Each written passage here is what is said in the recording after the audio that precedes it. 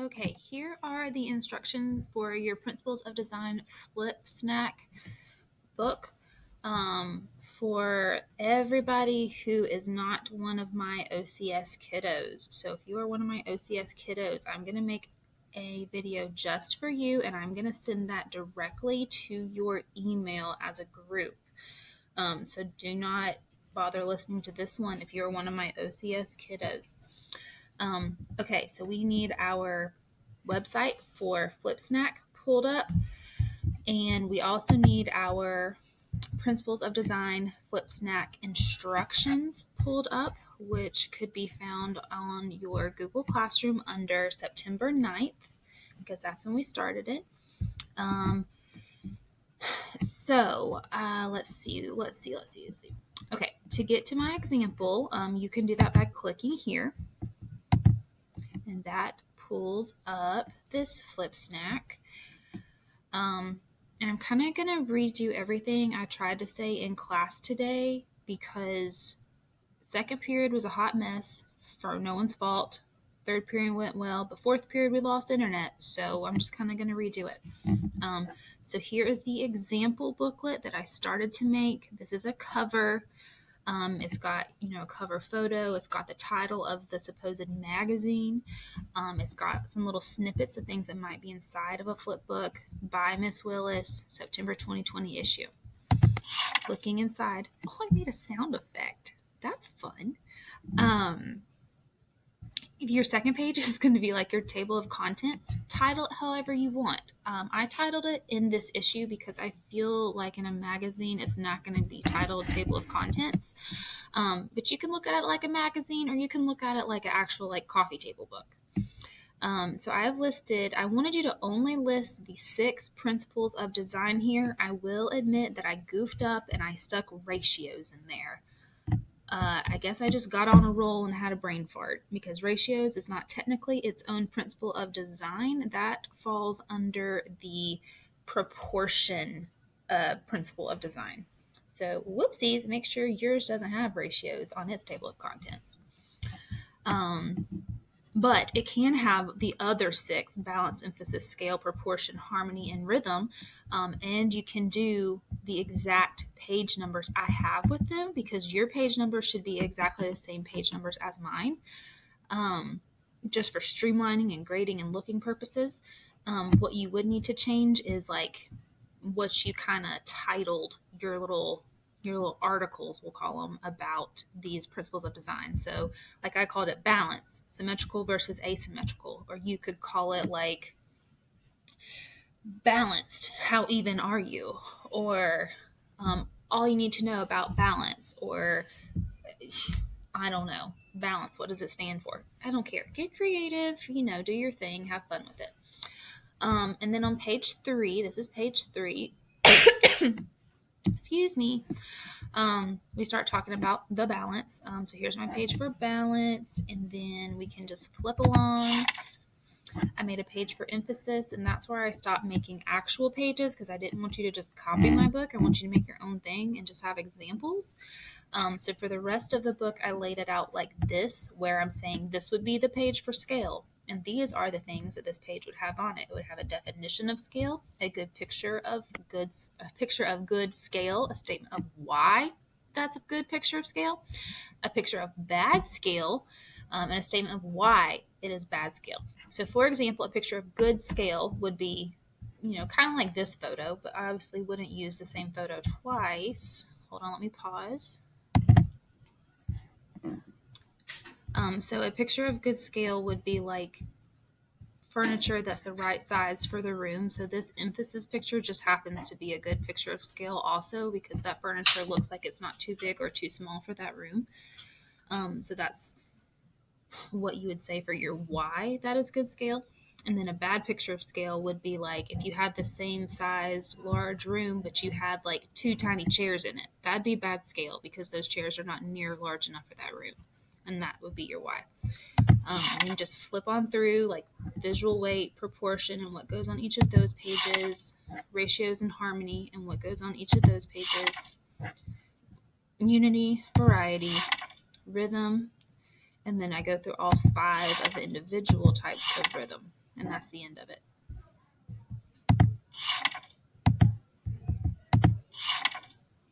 I feel like I just skipped a rhythm. Repetition, gradation, radiation. I did. I skipped opposition. Dang it. Guess I'll add that on your instructions. So there's your example one.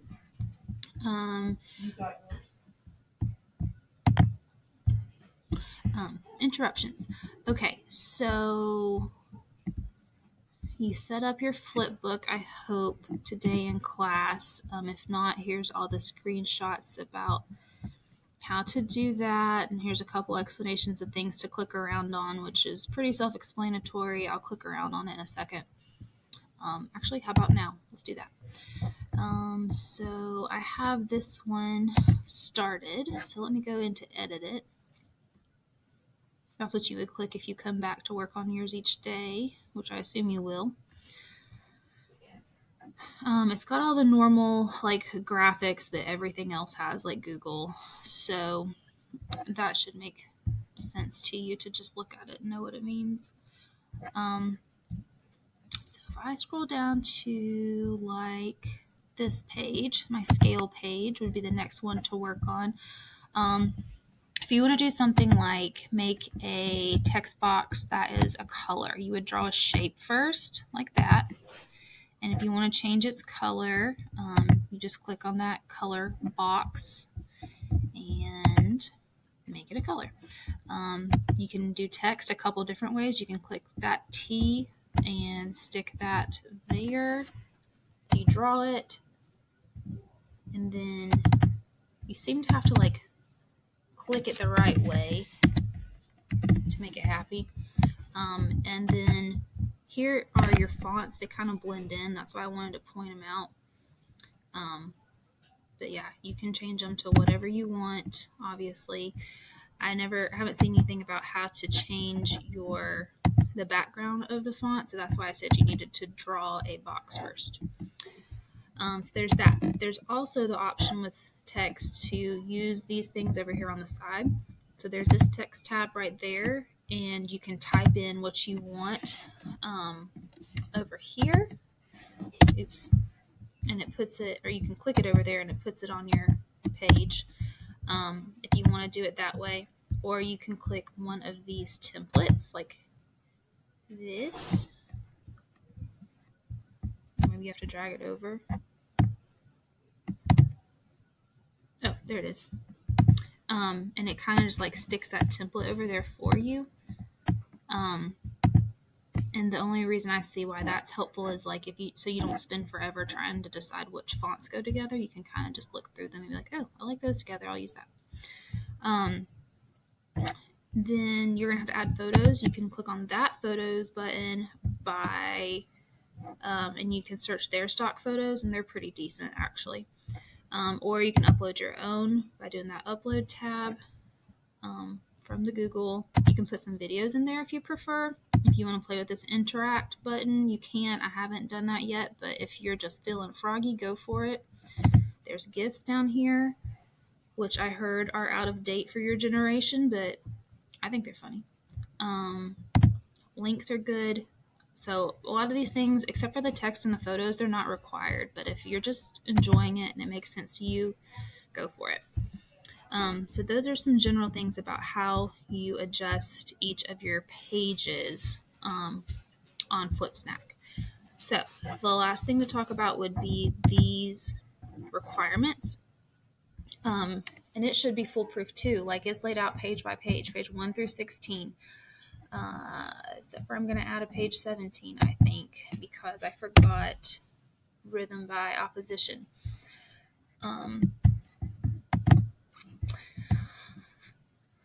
Okay. So page 1 talks about cover, lists everything that's supposed to be on it. Page 2, table of contents, list what's supposed to be on it. Page 3, balance, list what's supposed to be on it.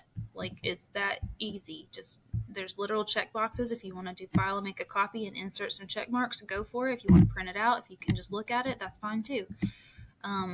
Just go through all 16, about to be 17 pages, and get it on, just translate from this list to your flipbook pages, and that's it. When you're ready to publish the thing, you go to, it's being really slow,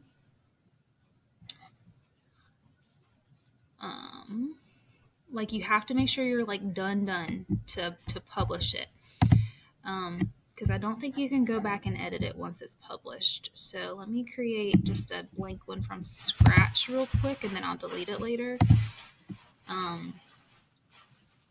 So if I was actually done with this one, you would go to make it a flipbook, and then you could change any of these settings you wanted to over here. Like I wanted a shadow on my pages, you could do the hardcover thing. If you put links, you could do highlights. I think I unclicked these because I didn't see a point in having them. And then I turned on flip sounds because that's cute. And then you do next. And you would title it. Please put something about your name there, my goodness. Principles of Design, your name. And you can choose a category. Oh, I guess you have to at start. There's a category down here for home, somewhere down here. So I would choose home. You can choose several, but I don't know why you would, because people aren't actually going to look at this probably. It's set to public, and then you would click this green button down here that you probably can't see because I have buttons on my screen. And that publishes it. And that's how it's like out there for the world to see, or really out there for me to see to grade. So you would then copy this link, open up a new Google Doc, and that's what you would turn in on Classroom. And there is a place on Classroom. There's not a place yet, actually, I take that back. There will be a place on Classroom on September 14th or 15th that says like turn in your flipbook here. And you'll just put that doc with that link on it on September 14th or 15th link, and that's it. That's the entirety of turning it in. That's all I need you to do. So that is it. If you have questions, ask your friends, try to figure it out. There's also this little chat question asker thingy down here that was pretty good. Like I had to ask it how to publish it because I thought I had to pay for it for a second. But you'll figure it out, get it done, spend some time with it. I kind of hope you enjoy it. I kind of did.